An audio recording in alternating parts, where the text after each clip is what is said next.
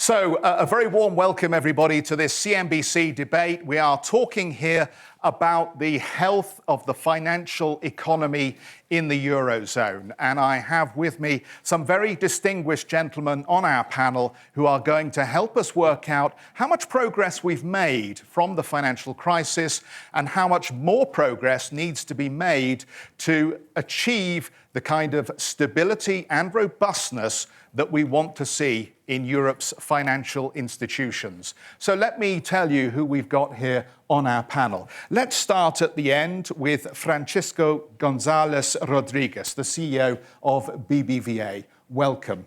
Axel Weber, chairman of the board of UBS, and of course the man who used to run the German Bundesbank, but famously left in disagreement with the QE policy that was being embraced by policy leaders at the time. The Economy Minister of Italy, Pier Carlo Padoan, so thank you very much for joining us here. And Lord Jonathan Hill, Commissioner for Financial Markets at the European Commission, the man who is tasked with steering the Commission through the bumpy road of banking union and ultimately capital markets union. Welcome here to our panel. Good to see you. And of course, the ECB has been in heavy action in recent days, as we know. Mario Draghi appearing here this morning just to reinforce the message that was delivered in Frankfurt yesterday about the willingness to do whatever it takes. I think that's a phrase that we all remember and resonates very clearly. We're very grateful to have one of those foot soldiers, Benoît Cœuré. Thank you so much for being with us, a member of the Council. And just for the sake of clarity, as we get into our conversation, it's obviously important that we understand the environment in which Europe's banks are having to operate. So, Benoît, if I might start with you. Back in December, after that last meeting, Vitor Constâncio came on CNBC and said, look, the markets have misunderstood the message that Mr. Draghi was trying to send. And as you'll know, they fell out of bed and they got concerned that there wasn't going to be more monetary easing. Just for the sake of clarity, and while I have your attention, did the markets fully understand the message that was delivered by Mr. Draghi, and was the reaction the right one? Well, first, good afternoon, and thank you for the invitation. I know that's not a good start, but I'm not even going to answer your question because I don't think it serves a purpose to comment on market developments. Markets are not right or wrong; they have their own interests, businesses, instructions, principles. And so what we have to do is just to be clear on what we're doing and to communicate it clearly. I think that's what we've done yesterday. So let me come with a supplementary. Is the communications strategy working? Is there clarity of communication, do you think, now from the Governing Council? It is working. First and foremost, the policy itself is working. QE is working. We've seen a tremendous improvement on Europe's Eurozone's capital markets, banking markets. Funding costs are down. Funding volumes are up, accelerating. Funding cost has gone down by, I guess, 80 basis points on average to companies. Since we announced our first QE package. And I guess 140 basis points for Italy. So it's working all across the board. And so the fact it's working is the best proof that markets got it, because it's transmitted by markets. So it is working. Now, of course, you invited us to turn to the future, not to the past. So, of course, we want to make it work on a continuous basis. And for that, I would say we need three things. We need clarity on the policy framework. That's where certainly monetary policy comes in. That's what we've said yesterday. We believe that the 2% inflation going back towards 2% is key for the stability of the Eurozone. We are very committed to deliver on that. We've not given up, as Mario Draghi said yesterday. And as he also said, we stand ready to reconsider possibly our monetary policy stance next month. So that's for monetary policy. We need also clarity from the other parts of economic policy. So I'm not in the business of lecturing ministers, so Minister Padoan will speak to it, but of course we need clarity also when it comes to structural policies, fiscal policies, and the like. We need clarity in the regulatory framework. We are in a transition phase to a new framework. It's a new framework with independent supervision, independent resolution, bail-in rules, which are much talked about these days. We're not going to change the rules. These are good rules. They will make the system stronger. So what we have to do as authorities is just to make clear the way we implement the rules and to coordinate with each other. And we are in that process. And if we need to be clearer, then we should be clearer. So that's for the commissioner, that's not for me. But if we need to be more specific on the way bail-in rules are being implemented, that will be not up to the ECB, by the way, because we are not in charge of that, but up to the Single Resolution Board, up to the Commission, to be more granular. That's a conversation we can have. But we're not going to change the rules because they are making the system much, much stronger. Last remark, because this is about the future, we also need to be clear on the benefits of technology. I don't want to have a gloomy discussion on all the risks we're facing, all the anxiety around, etc. There are lots of opportunities, lots of potentials that we can reap to improve our productivity, to create growth, including inside the financial sector. Yeah. So we've got to reap the full benefits of fintech, and the official community can be part of that. Let's not run ahead of ourselves, because I have some time penciled in for fintech, and we will get to it, because I think it's very important. But I think you've raised some very interesting questions here. And the one word that stuck out for me yesterday from Mr. Draghi was, we're going to review the process of QE that's been implemented so far. And I just want to ask this question. It may sound like a really dumb question, but does that mean you could also look at whether monetary policy is too easy at this point, and that the commercial banks are taking too much pain because there is no opportunity for them to improve their net interest margin at this point, given the rates policy the ECB is pursuing? So is there any possibility that as you review rates on the Governing Council and QE, that you may actually have a conversation about what would happen if we normalised here rather than cutting the deposit rate further? No, we'll have that conversation. You will have that conversation? We have a conversation on an ongoing basis, I would say, on the unintended consequences of monetary policy. We are monitoring financial risk. We are looking into it in a very close way. It's important for us to understand. We are mindful of the consequences.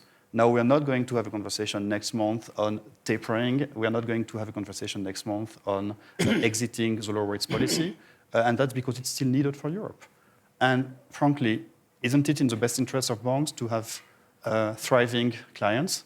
So that's what we're working for. We're working to revive the European economy. That's the kind of first best interest for banks. And then we are mindful of the consequences, but we're not discussing tapering. That's not in the discussion. Axel, can I bring you in at this point? Because I think there is an important matter at the heart of this. If you look at activity in the banking system in Europe at the moment, clearly we're losing out to the Americans. And clearly, there could be more activity. Thousands of jobs already announced to go this week, over 100,000 in the banking sector in 2015. Something's not working in the favour of Europe's banks. And it seems to be one of those issues is the net interest margin. But the other one is when you compress returns, as has been done through QE, it is quite difficult for banks to make a good profit. True, and so, to go back to the ECB announcement yesterday, we understand that there may be no limit to what the ECB is willing to do, but there's a very clear limit to what the ECB can and will achieve. And that's the problem. The problem is that monetary policy has largely run its course. Any additional amount of additional marginal easing, which will have a much lower impact in the future than it had in the past. And actually, fiscal policy is largely neutral because Europe is starting to face the longer-term challenges, and it needs to face those.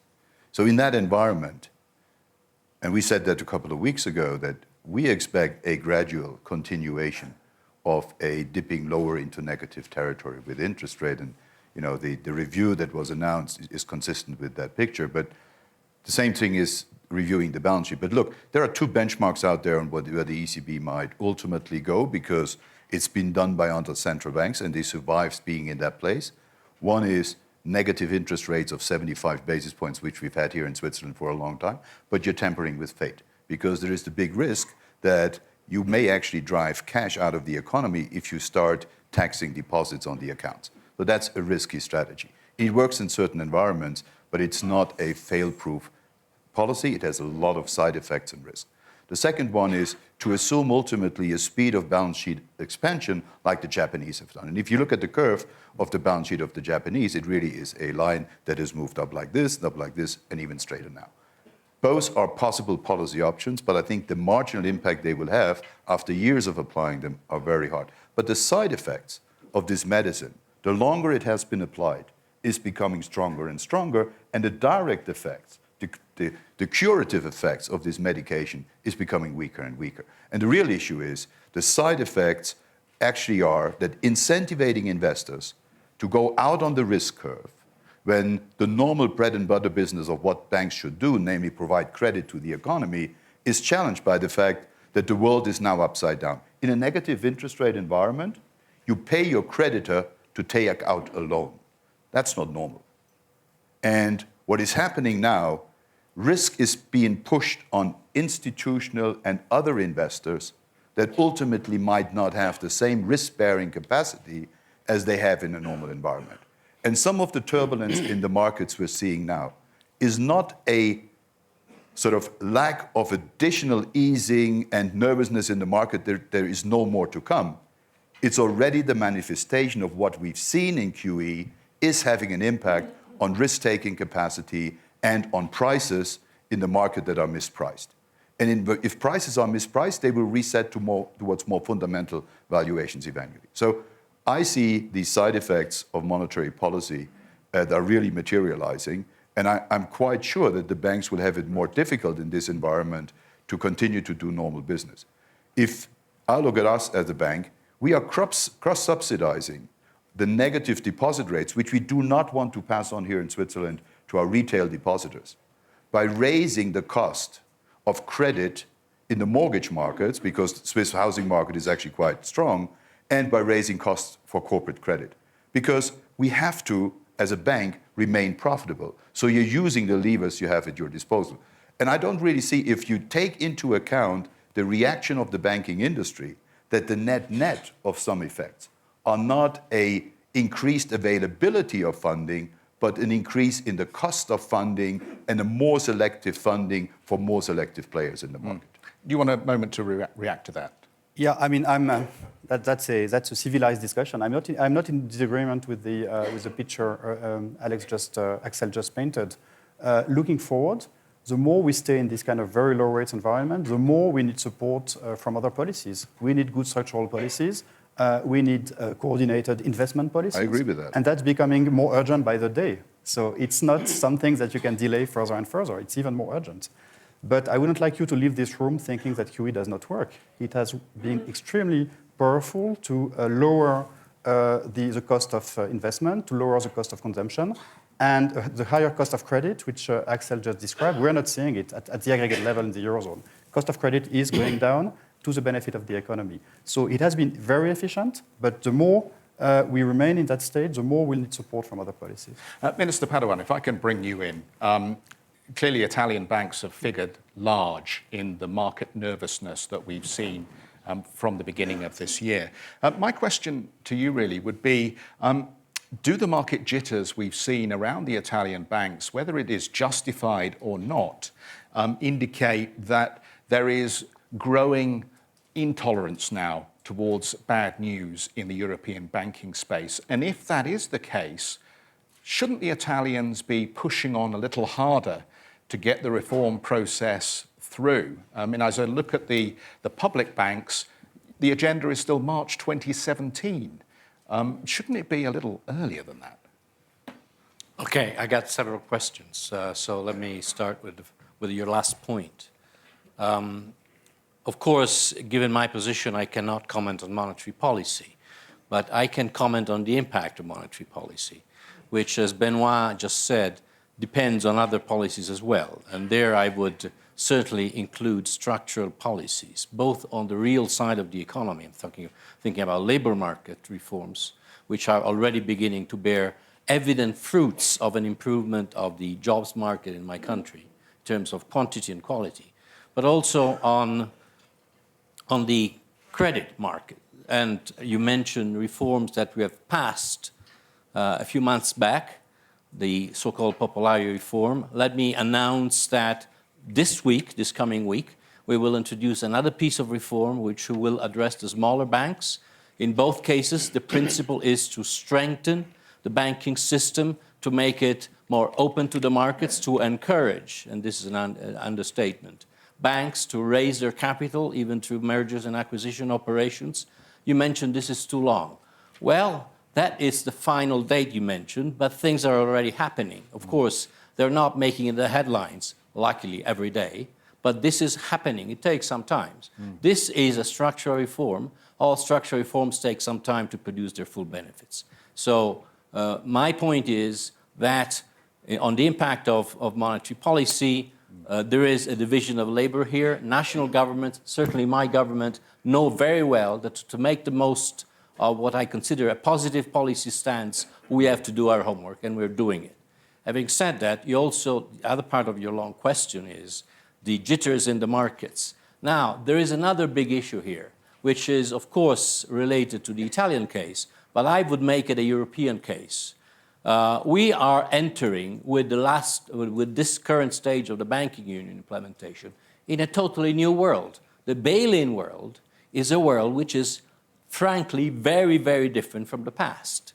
And so, by definition, if you move from one world to the other world, there is a transition. You can be very fast in learning how the new rules work, but you need some time.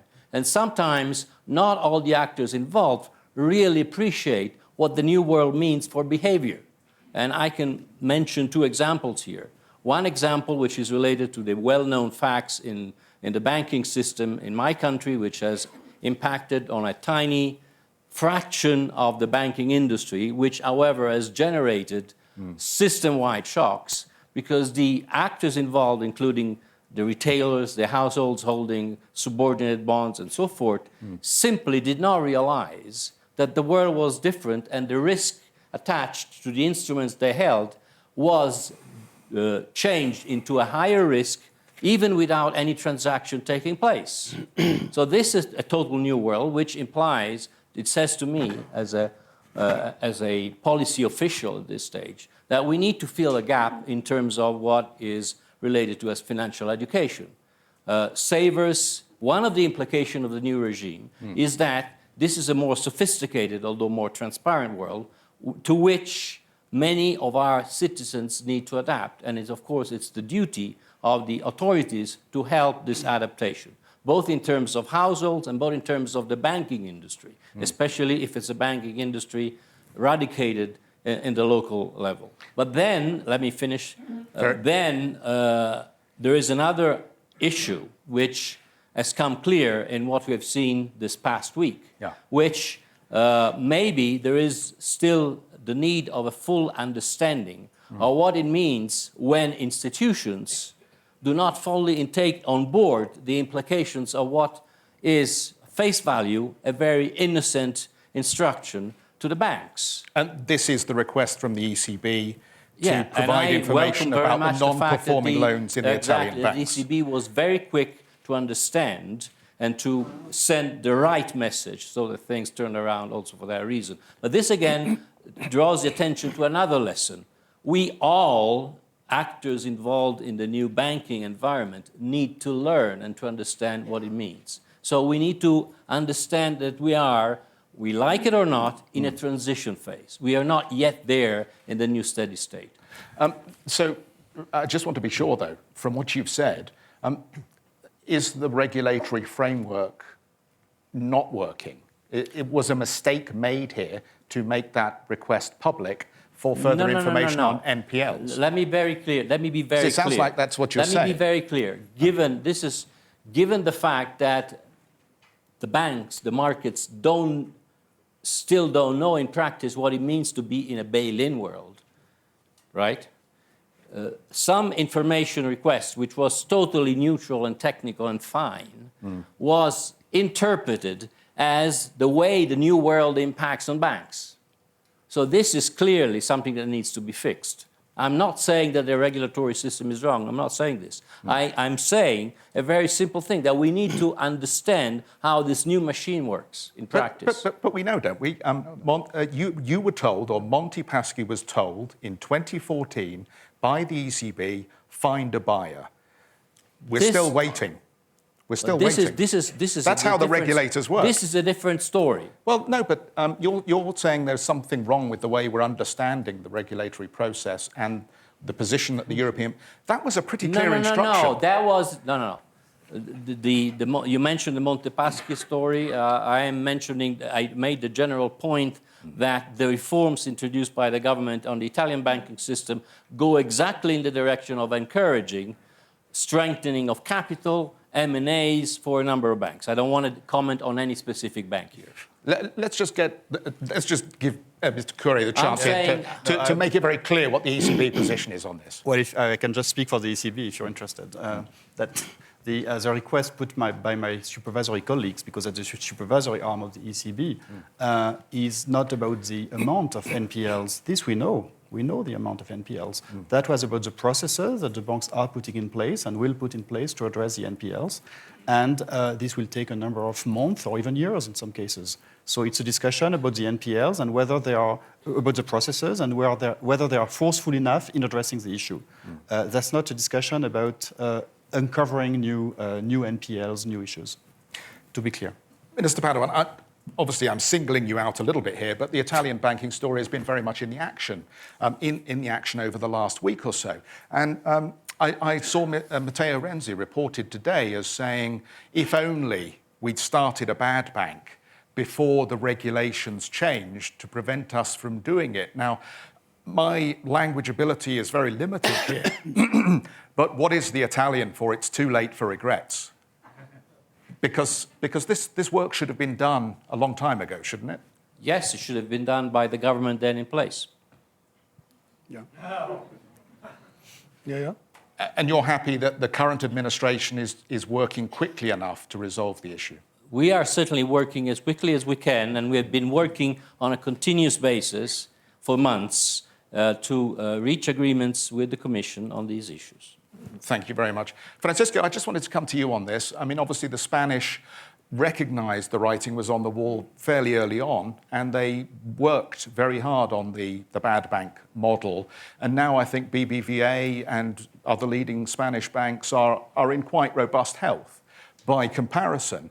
So I just want to bring in this broader QE question and bring it back to you here. Is it like trying to fly a kite with no wind? You know, you're constantly trying to stimulate business activity, make a margin off the interest rate curve, and as long as it's being suppressed by QE in Europe, it's a struggle, like flying a kite with no wind.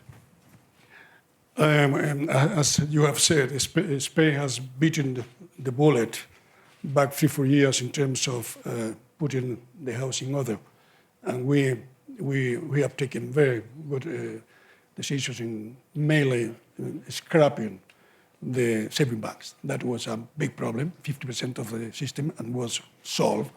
And now the Spanish banking system is working far, far better.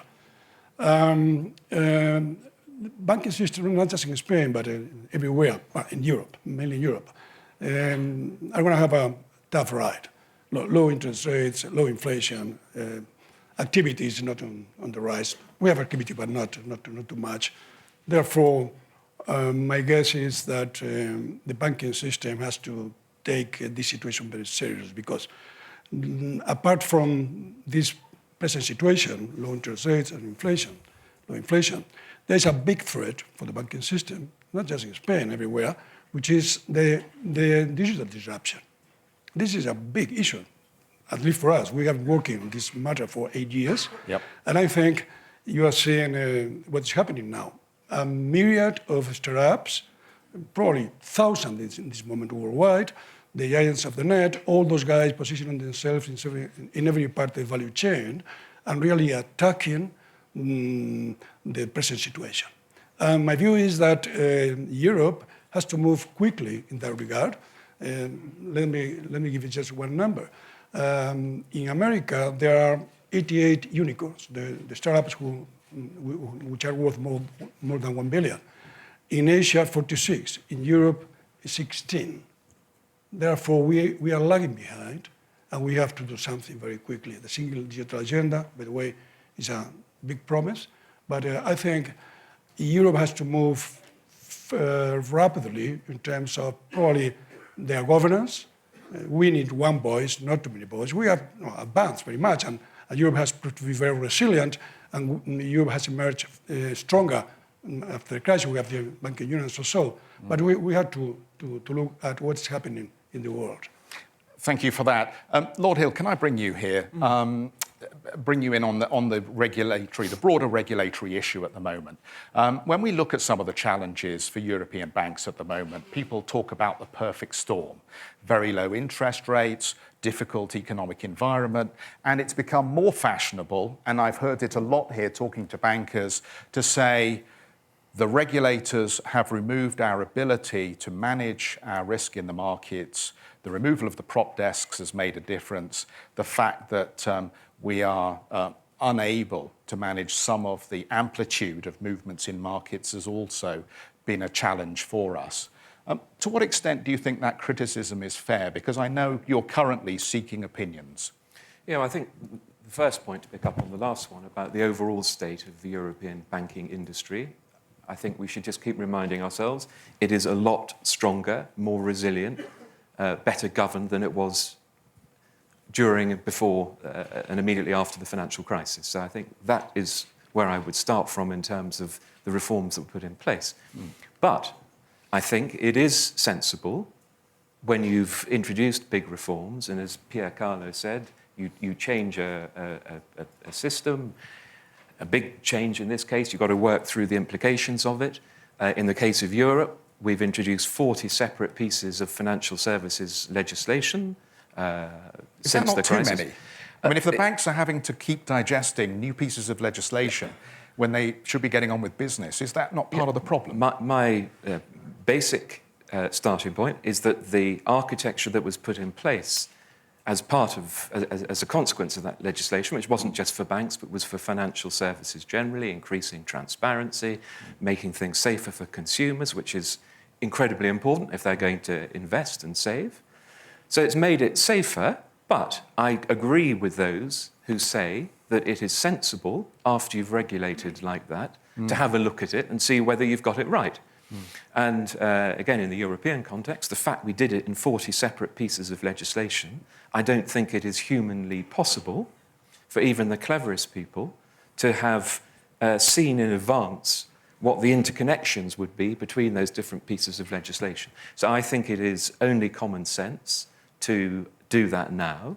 I've started a process whereby I've said to people, including the industry, where you've got practical examples of where the effect of legislation is changing the way you're doing business. Is it having an effect on liquidity? Is it having an effect on lending? Have we got inconsistencies, duplications? Can you achieve the same prudential objective more effectively with less compliance cost? Give us the evidence and the examples of that, and we'll have a look. Because I think if you want people to have confidence in regulation, they need to believe that it's actually delivering its purpose. And I don't want a regulatory framework that consists of a kind of job creation system for lawyers and compliance officers. Look, we know, I think... I'm sorry if there are any lawyers in the audience. You know, not to go back over ancient history, but I think we know that some bankers were naughty. And, you know, a lot of them have paid the price for that with their jobs. And in some countries, some of them are behind bars now. But has the process since 2007, 2008 not taken away too many tools for managing market volatility? I think that's what, as part of this exercise that we've launched, I want it to look at. A number of people come to me and make the point that some of the tools they had before, they haven't got. But I think we have to understand that and try and disentangle what the different factors are that might lead to reduction in liquidity or not. And I think at the moment, I think there are some quite big claims from either side of the argument, and I think it's sensible to try and assemble the evidence and have a look. Well, this is our opportunity to put everybody in the same big tent so we can have that conversation. Axel, you were nodding through that answer. Well, so look, it isn't just a European regulation. Yeah. We have in our inbox as a global bank annually roughly 40,000 regulatory events. So our group 40,000? 40,000 over the year. And that is speeches that are relevant to our capital standard, decisions, regulatory events.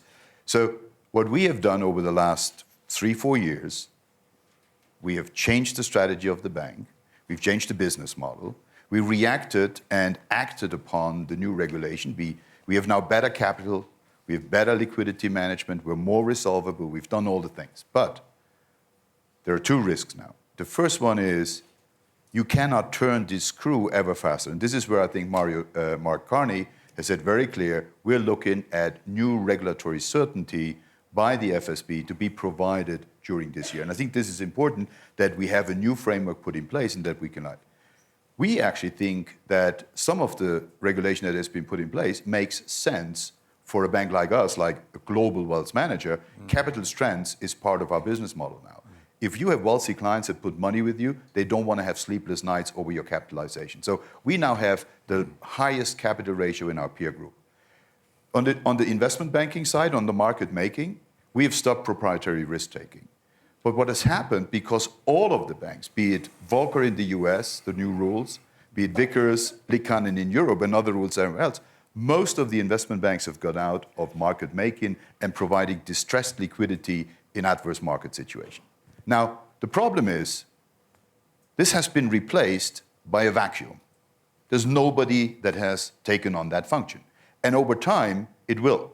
But what is now very uncertain is who will provide stress liquidity in these situations. Our working assumption, but this has not been addressed by the official community, is the banks have a lender of last resort function for the banking industry. And that's all fine, and it's as old as Batshot, and we know how that is done, and it worked in the last crisis. But who has a similar liquidity provision function in distressed markets when it's non-bank entities? And since there was a lot of discussion when the banks and the central banks stepped in to bail out the banks by providing liquidity and capital buffers and transition, if a similar thing were to happen to a fund, there would be a big discussion. And so I think the issue of market liquidity needs to be addressed, distressed market liquidity. And if there is no solution to it, you will continue to see market tests like the one you've seen when the Treasury market had a problem and the Bunds market had a problem, or some of the correction we've recently seen, where there is amplified volatility in the markets as the market is finding a distressed liquidity situation and is looking for a new price at that. So the price of stress liquidity and the provision of that stress liquidity, now that the banks take a backseat role on that due to regulation, is something that the regulators need to address. If it's not addressed, I think it would be a collective irresponsibility. But isn't that what Lord Hill is doing here? Isn't that He why is. we need banking union and why ultimately capital markets union to provide that mechanism? And yet, as I read the reports, there are half a dozen countries that are still dragging their feet on implementing the resolution legislation, and we still have reluctance as far as the Germans are concerned, I think, to be involved in a deposit guarantee program that mutualizes one region's losses for German savers to pay. So where are we on this, Lord Hill? Because it seems to be one step forward and 2 steps backwards on occasions. Yeah, well, we're moving on a bit from the broader question of kind of regulatory review, but Yeah, we've only got an hour on the programme, that's the trouble. Moving on to that, where are we? I think, firstly, with the work we're trying to do, which I'm doing with Pierre Carlo and other colleagues, to try and increase the role of capital markets in the European economy, to kind of spread our risk away from an over-reliance on bank funding, where we've seen the practical consequences of that after the crisis. Actually, I think that work is going forward quite well and quite speedily. I think there's strong support from that from member states and from the European Parliament. We're doing it in a step-by-step basis. We're starting with trying to get securitization markets going again, try and make it easier for companies to list, review prospectus. We're going to start work on insolvency law, which is a huge area, but that goes to a number of issues we've already touched on. So that, I think, is actually an encouraging, optimistic, forward-looking agenda that's just worth reminding ourselves on. On banking union, I think there is actually an acceptance that there is a missing element in terms of the European Deposit Insurance Scheme, that we need to make progress towards it. But quite clearly, the only way that we will make progress towards it is doing it in a balanced way that looks at some risk reduction measures at the same time as we look at risk spreading measures. That process is now starting, and I think there is an opportunity to make progress with that too. No, I agree 100% with what Jonathan just said. On capital market union, why is capital market union so important? Because everything we've done, by and large, since the crisis was about resilience, right? Capital, loss absorbency, also behavioral risk incentives, etc. But we've not really changed the structure of our financial system. So now really time has come to look into the structure of the system, to identify some of the weaknesses which led to the crisis in the first place. For instance, cross-border capital flows in the Eurozone being mostly short-term, bank-based and not equity-based, which created fragility. And now it's time to fix it. It's very difficult. It will require deep changes in some national legislations, as Jonathan just said. But it's time to tackle it, and sooner rather than later. So it's about the structure, making the structure more resilient. On banking regulation, I agree that by and large the job is done, and it's time to review, check consistency, etc. There are still bits and pieces of unfinished business in the FSB. So just to give an example, central clearing remains an issue. So we've got to be sure that CCPs are resilient, and work is being done on that, and hopefully it will be finished by this year. So there are still these bits and pieces. But the kind of temptation that we may have and that the industry may have would be to compare the current state of affairs, say when it comes to liquidity, which what they've been experiencing before the crisis. That's not the right reference point, because that's a reference point that led to the crisis. So we don't want to have as much liquidity as we had before the crisis. Liquidity came for free, basically, or it was cross-subsidized by other activities. So we need to put a price on this, and we need it to be adequately priced. So the benchmark should be not what we've seen before the crisis, but what we want to see to avoid a new crisis, and that's an important difference. There used to be an old saying, I think, floating around about the GIs, didn't they? That they're overpaid, they're oversexed, and they're over here. And I raise this because I don't know whether you'll have seen the headlines this morning, but Jamie Dimon's just had another pay rise, which I'm sure he needed. But we've had a succession of American bankers here in Davos who've been up on our CNBC position, telling us how great they feel about the world, and they just think that they're doing dandy and everything is fine, and the financial crisis of 07, 08 is a distant memory. So I wonder, do we Europeans need to swallow our pride for a moment here and ask ourselves, is there some American best practice that we could maybe incorporate into adjustments that we make into the European financial model going forward? Is there anything that we could learn? Lord Hill, I know you've talked about how we might work more closely with other international financial groups as we evolve legislation. Yeah, well, I think two quick points. Firstly, I think you should always look and learn from other models that, see what their strengths and weaknesses are. And I think if you look at what we're trying to do with capital markets, we're not trying to say we want to import an American system, but I think it's completely sensible to see where things are working well and not working well, what you can learn. On regulation and regulatory cooperation, I think, again, it makes sense to try and get as much common ground internationally as you can. If you don't, we have the kind of long-running saga that we've had over equivalence over central clearinghouses. And it would be much more sensible to try and get those things sorted out in advance rather than to have to try and fix them after the event. That's one of the reasons why we're quite keen on getting more on financial regulation into TTIP. But it's also why, to pick up on what Benoit said about the FSB and international approach to trying to regulate the risk in CCPs, that actually we're going to try and dovetail the work we're doing in the EU at the FSB level to see if we can do it at the same time as our international partners. Padoan, Minister Padoan, you look slightly put out about my comments. Can the Italian banks pick up anything from their American cousins? No, can I go back to your initial question? Please do. What should we learn from the US experience? Well, three things come to my mind. Maybe, as you said, it's too late now, but I think, anyways, being an academic, I like to look at the past in any case. First of all, the way the US authorities responded to the financial crisis has proved to be more efficient than the way European authorities responded to the financial crisis in a number of ways. Let me mention one.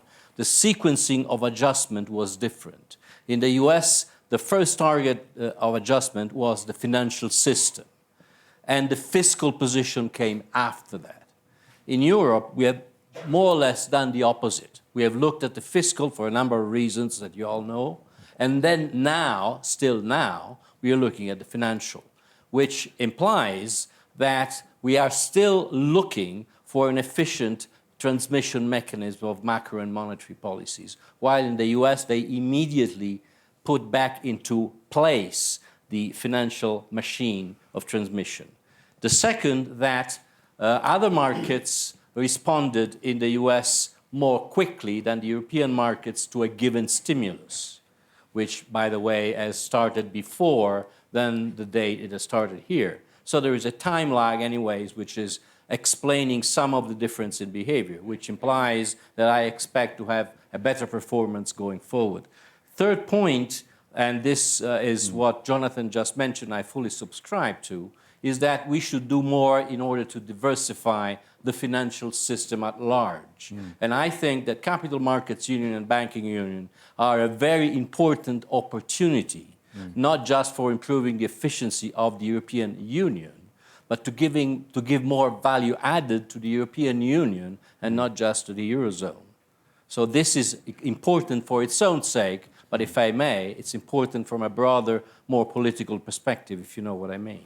Just to pander to the minister's academic side for a moment. Axel, you were on the board at the time these decisions were made. Why wasn't it done more quickly in the way that the minister suggests would have been more appropriate? Well, look, it played out in a different sequence than in the US. In the US, there was a huge risk of the demise of the entire financial system. So when the Fed, with the help of the Treasury, stabilized the system, they went in bold, they went in with large numbers, and they allowed the banks to pay back if they had reached a state of health, and that had to be certified by a stress test.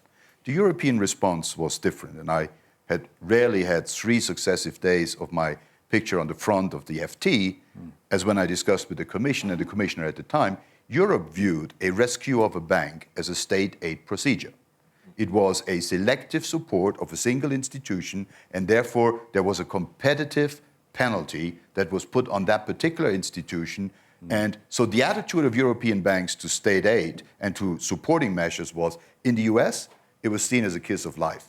In Europe, it was seen as a kiss of death. And that's why banks were very reluctant to tap into the available funds. I remember when we put in Germany a fund of 500 billion, 80 billion for recapitalization, 400 billion for guarantees of liquidity. The recapital part was largely not tapped, and when it was tapped for institutions that had clearly gone beyond the point of viability. Where are we now? We've put in place institutions, and for a large part of my previous job, I've been on the FSB and these committees. We've put in place a system of bail-inable capital structures that do no longer require state support. Actually, if you look at UBS, it's not just how much equity capital you can have as a buffer in stress. It's also your bail-inable capital that you issue. We had a rating agency review of UBS, and they have withdrawn the public support because we no longer need public support because we have raised capital and have contingent capital so that we can survive in a resolvable case by basically departmentalizing the bank and selling out. So the banks have a role to play in becoming more resolvable. But I think the European attitude at the time was one, because the crisis came in stages, it hit the UK and Germany first. The Spanish and other economies were still thriving on a domestic boom in the property markets. And when those property markets collapsed later, those banks ran into problems. There was no unified response. It was fragmented. UK and Germany were out first. The others came later, and we thought it was a sort of selective review. Just very quickly on this. I mean, we've been running a CNBC thing, the swaggerometer. I don't know whether anybody's seen it. We've been running up on our position. And the idea is that actually a lot of what ails Europe is just the fact that we're not as confident and as not as front forward as other nations have been in responding to the financial crisis here. And I just wonder, coming back to your point, we are still in a process of forcing the likes of Deutsche Bank and Barclays and others to reduce their risk-weighted capital, which they're doing to the tune of tens of billions of euros. And obviously, every time you do that, that is revenue foregone, that is profit foregone. Maybe there's something to the Italian banking system where we just kind of brazen it through. We leave the NPLs on the books for a bit longer, and at some point they're going to come good, and then we can write them back up in the accounts. Is that to Axel or to me? Well, both of you, I think. I tell you, which one of you's got more swagger? We That's the did question. something completely different. We declared a huge non-core and legacy portfolio, and we basically ran it down over 3 years. And through that, we basically put risk in the market at a discount, and we did it of our own strength. And I can't agree to your characterization of European banks. We have been very proactive with our bank to do this out of our own strength. So if you don't look at us as a European bank, because Switzerland is where the Europeans always put the flag, so that you don't see that one country surrounded by the Eurozone that is not a member. We have actually acted pretty much in sync and early on as many of the American banks. Minister. First of all, picking up on what Axel just said on the fact that in some cases there was money available in huge quantities that banks did not tap because of other reasons, because including the way it would be treated under state aid implications. In the Italian case, let me remind that Italy is the country where, by all means, it's the smallest amount of public money put in the banking system all over Europe. We had actually one case, which is Monte Paschi, and no other case. This is also due to the fact that the banking system, and this is not a paradox, has been much more resilient than perceived, because we have gone through 3 years of recession, a loss of 10 percentage points of GDP, with basically no real banking problems coming up. Now we come to the NPL story. And you're right in saying that some banks have been waiting to deal with the NPLs for too long. Not all the banks. Many banks, especially the larger banks, have started dealing with the NPLs already. So if we have an NPL problem, this is largely for the smaller, medium-sized banks, which are now facing a new situation. And the government has introduced measures which are already facilitating the NPL story, which, by the way, it's a long-term story, as Mario said yesterday. Fully agree with that. What is it that we have done?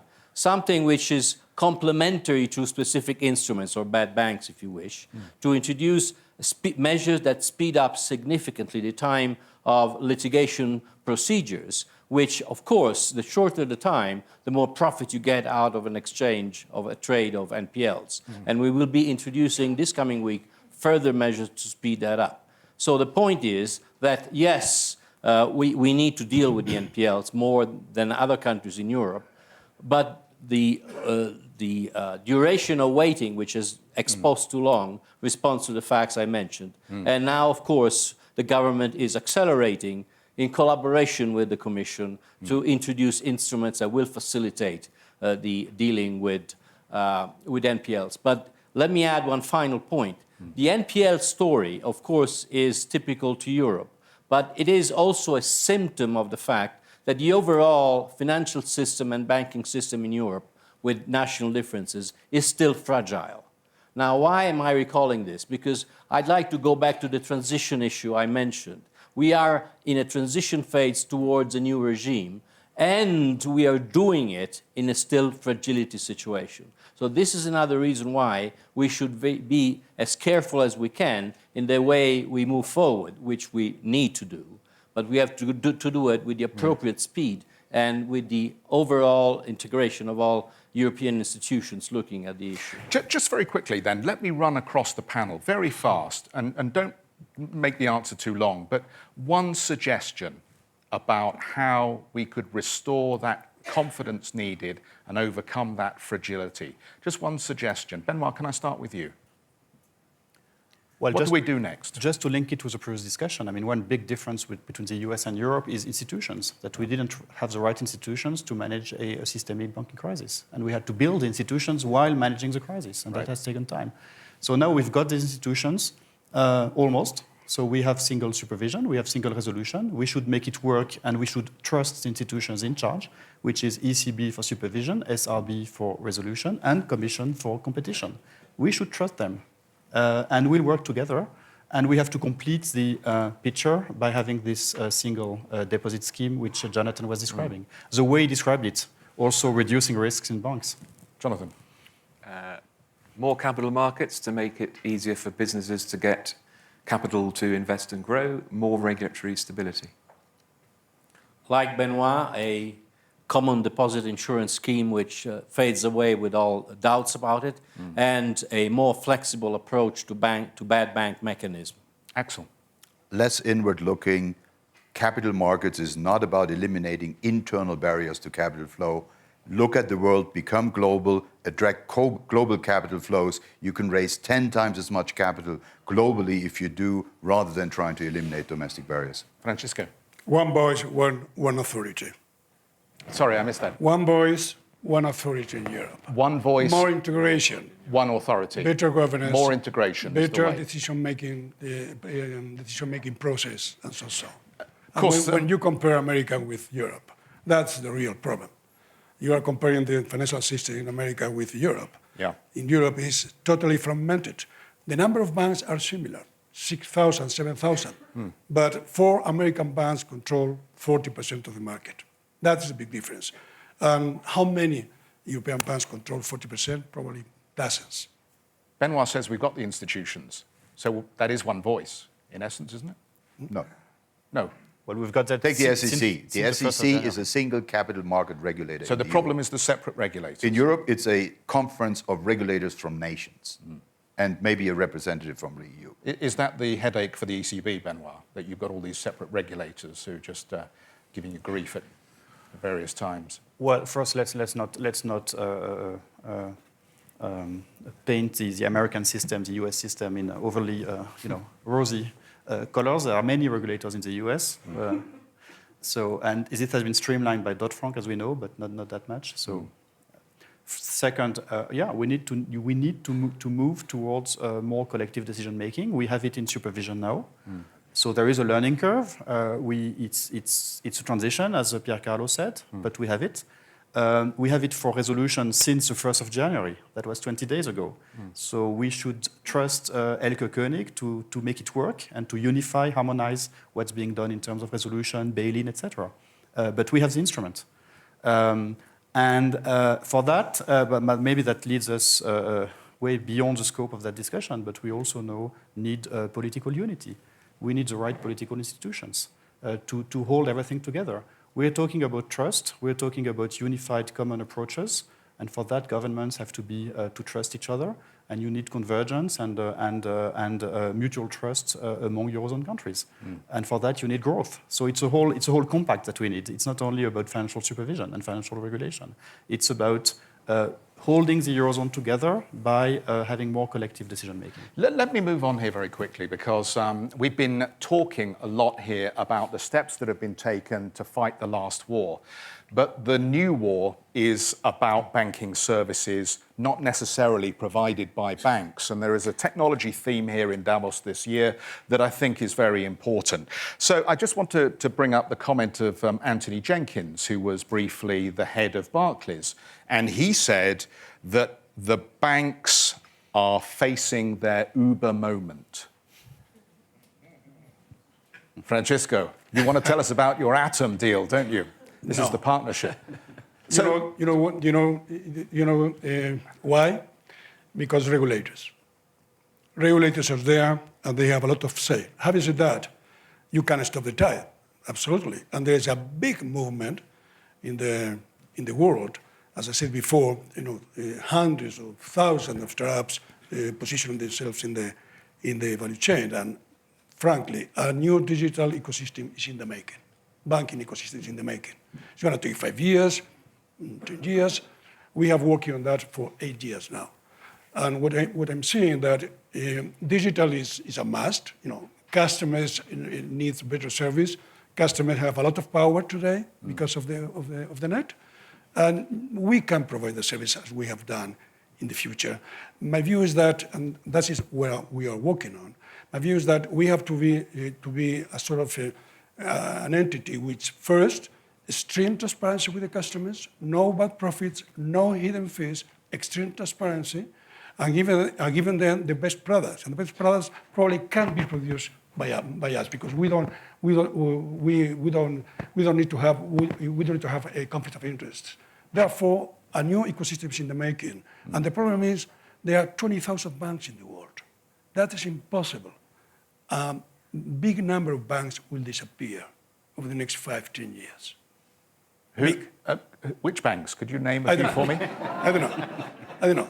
But look at what's happening with what we call exponential technologies, the cloud, the AI, the big data, blockchain, by the way. Yes. A big game changer. Then it's important for the authorities because, and therefore, the role of the regulators is very important because they can either hold back or speed up the process, but they can stop the process. The process is inevitable. I mean, to a certain extent, you are talking your book here because you've spent 3 billion euros on technology acquisitions and deals, I think, since 2011. So it is very clear where BBVA sits. Is UBS going to be one of those banks that dies, do you think? Our book? Can I talk our book briefly? So, no, look, I think it's right what Jenkins said. We're facing an Uber moment. But I think other than the taxi industry, the banks will react differently. Give you an example, and I'm totally where Paco is.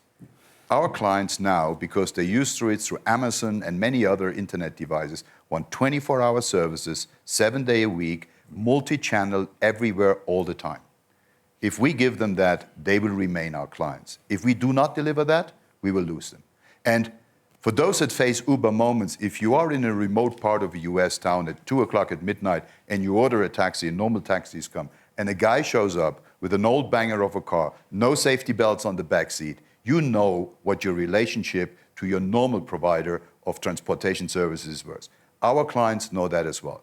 We're combining high touch and high tech. That's what the clients want. If you don't react, he's absolutely right. We will be disintermediated like many other industries, the music industry, the taxi industry, actually the printing industry, the media. They're facing all these Uber moments. But those that survived have reacted. Those that went under didn't react. So I think, banks like ours, and I'm pretty sure we're pretty much on the same page, we want to take that challenge and become a more client-centric bank. That's what you need to do. Just to be very clear, because I like the analogy, but it slightly scares me, the one of looking for the taxi and the old banger turns up. Who are you talking about in the context of banking? Is this Apple Pay? Is this some other form of intermediary that's now stepping in using blockchain to take the banks out of the equation to facilitate transactions between individuals? Who is the old banger in the fintech context? It's all dimensions. So it's mobile applications if you're a retail bank. It's basically PayPal and the others that would disintermediate that. For us, in wealth management, it's automized, client-centric mandates business where we risk control our portfolios overnight if markets move big time and we tell clients how to rebalance. So it's all your dimensions. It's retail, it's wealth management, it's asset management holistically.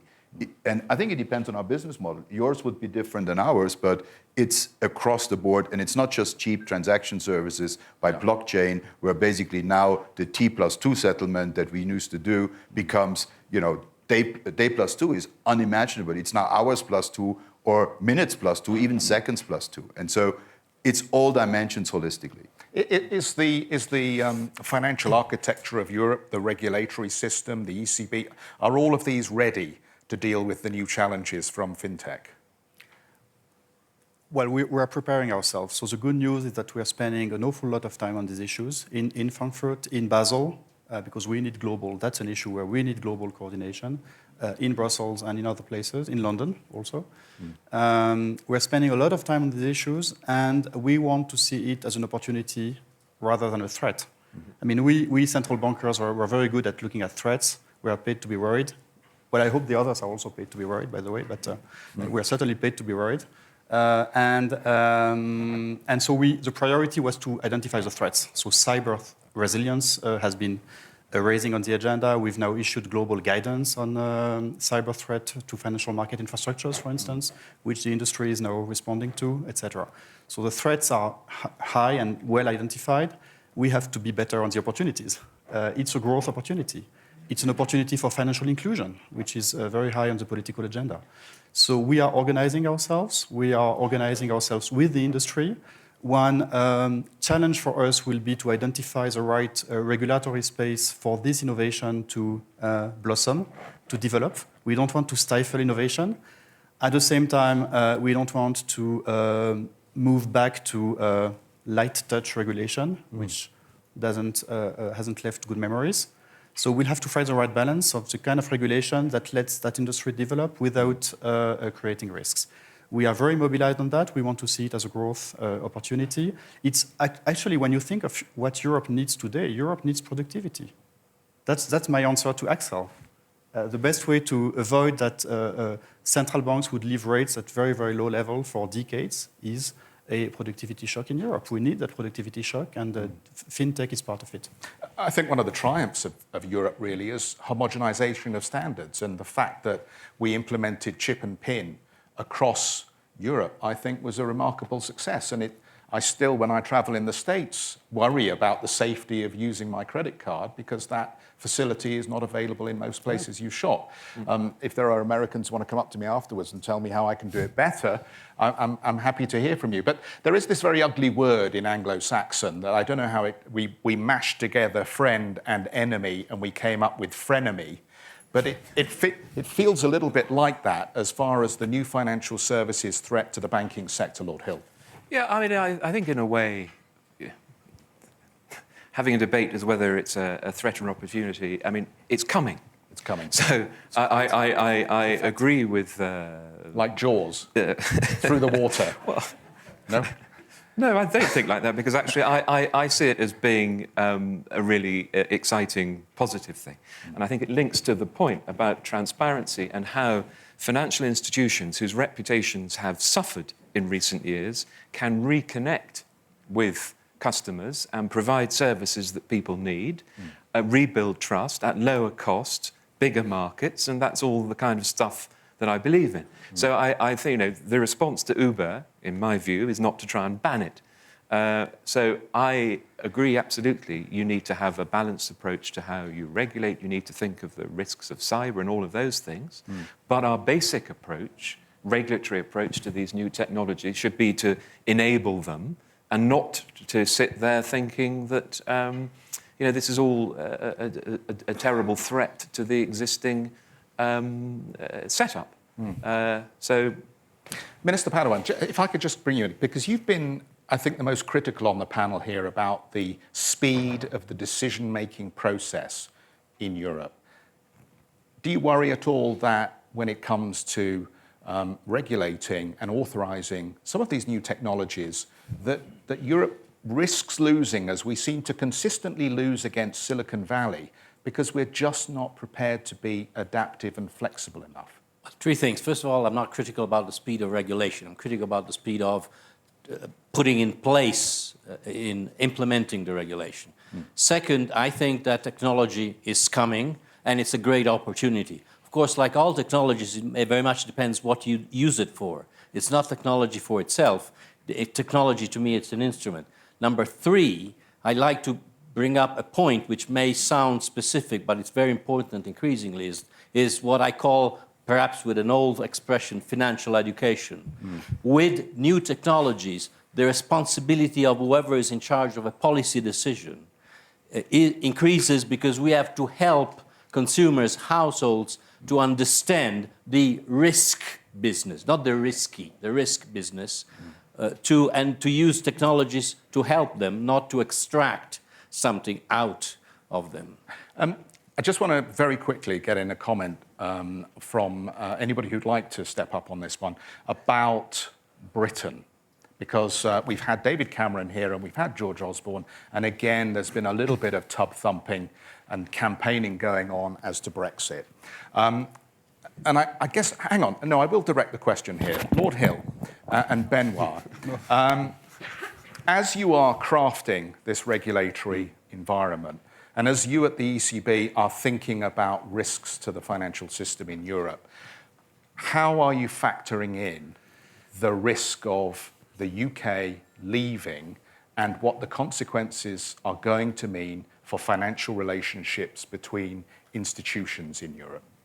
Well, if I go first, I mean, I think I'd put it slightly differently, because I think this question that underpins yours about the relationship between the euro ins and the euro outs is the strategic question, I think, for the future development of Europe, separate from the British referendum. Even if there weren't a British referendum, the question of how you balance the need for further integration in the Eurozone to make sure it's working properly, strengthen governance, but also to have a proper single market approach for all 28 member states, I think is a big question. So I think that that is resolvable. I mean, if I think about how I'm approaching the Capital Markets Union, that's very much for all 28 member states. It may have some particular strengthening, resilient points for the Eurozone, but it's a classic single market project for all 28. And I just think one has to be aware of these issues, but I think it's perfectly solvable. I mean, given that London is kind of as New York is to the United States, London is to Europe as a financial hub here, Benoit. So I guess you guys have modelled pretty carefully what would happen if UK capital markets and banks were now sitting outside of the organisation. Well, please don't drag me too far in that minefield. So just two comments, very simple comments. First, I wish the UK stays for the European economy and for European values, I would say also. Second, whatever the kind of arrangement that will be found, which is a political discussion of which the ECB is totally not a participant, and we should not. I want the Eurozone to have to retain the capacity to integrate further, because that's important for us, and it's important also for the European economy. And it's absolutely possible, and the British authorities agree with that, by the way. So we need to keep the ability to integrate further for the sake of the stability of the euro, for the sake of the Eurozone economy. Minister Padoan, do you sometimes feel that in the Italian context of your relationship with Brussels, you might have the same kind of vote? Same kind of? Italy to leave the Eurozone? I thought the transmission was over. Well, 2 o'clock. Please, feel free. I've made a tremendous assumption that everybody on this panel probably wants the Brits to stay. Yes. But please indicate by a show of your hand if you'd like the vote to go the other way. As I said, time is up.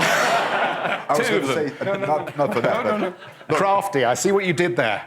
Yeah. Britain started off as an offshore centre. It became our operational hub into the EU. Yeah. We very much hope it will not end as an offshore centre, because there are certain disadvantages to being offshore. I can tell you that operating out of Switzerland, outside of the EU, operations are more complicated. So we sincerely hope that the vote will go in the direction of the status quo. We're close to the end here, and I just want to very quickly get maybe one hope for 2016. It's been a very rocky start to the year. A lot of investors are feeling a bit beaten up, and a lot of people are nervous about the financial robustness of the continent at the moment. Just let's quickly run along. One hope, one goal for this year. Information. People need to have more information about what's really going on.